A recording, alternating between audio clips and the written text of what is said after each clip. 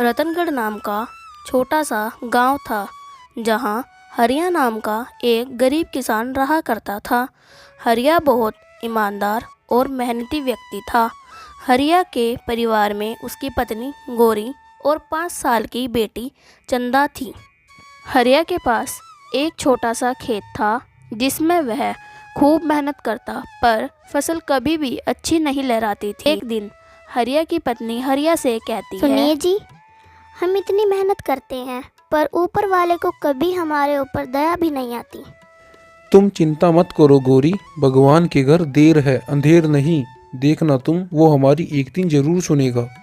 अगले दिन हरिया खेत की तरफ जाता है तो उससे उसकी पत्नी कहती है, सुनिए जी, आज तो घर में खाने को एक दाना तक नहीं है, और आप बिना खाए खेतों में काम कैसे करोगे? बस रात की बासी रोटी बची है। बात नहीं गौरी, ये रोटी तुम और चंदा मिलकर खा लेना। एक दिन नहीं खाऊंगा तो मर थोड़ी ना जाऊंगा।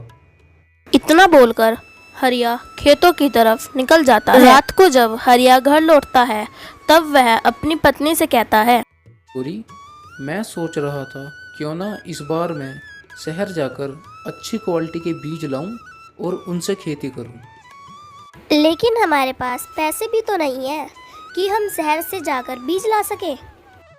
मैं कल ही सरपंच जी के पास जाता हूं और उनसे कुछ कर्ज लेता हूं और धीरे धीरे उनका कर्ज वापस कर दूंगा।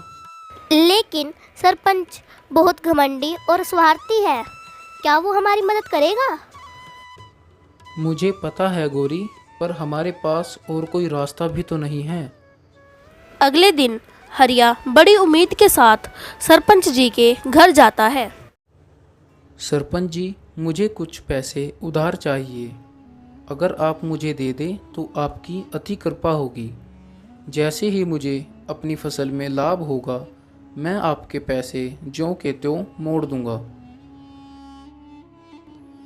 अरे हरिया, कब तक उस बंजर ज़मीन में अपना खून पसीना बहाएगा? तुझे पैसे ही चाहिए ना, वो मैं तुझे दे दूंगा, पर एक शर्त पर।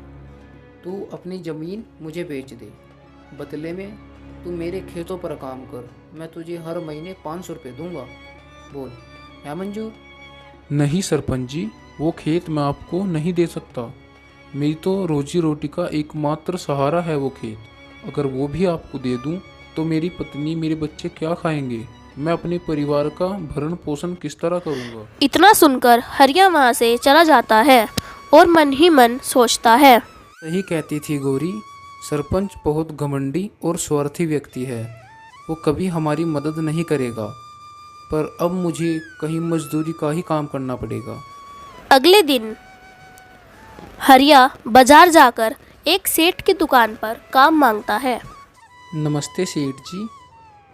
सेठ जी, मुझे काम की बहुत ज़्यादा ज़रूरत है। कृपया आप मुझे अपनी दुकान पर काम के लिए रख लीजिए।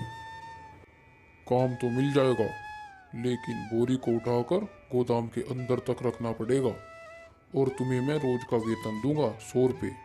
अगर मंजूर है तो कल से आ जाना। अगले दिन हरिया काम पर जाता है और खूब मेहनत करता है।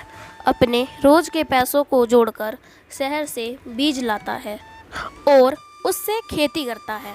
इस बार खेत की फसल अच्छी होती है और हरिया को अच्छा लाभ होता है। हरिया की आर्थिक स्थिति अच्छी हो गई थी और अब हरिया के पास अपना बड़ा घर और खुद का ट्रैक्टर भी था। गांव का सरपंच भी हरिया को ट्रैक्टर पर देखकर खूब जलता है। देखा, अगर दिल से मेहनत करो तो इंसान हर चीज़ हासिल कर सकता है। अगर आपको यह वीडियो पसंद आए तो इस वीडियो को लाइक, शेयर, चैनल को सब्सक्राइब करें और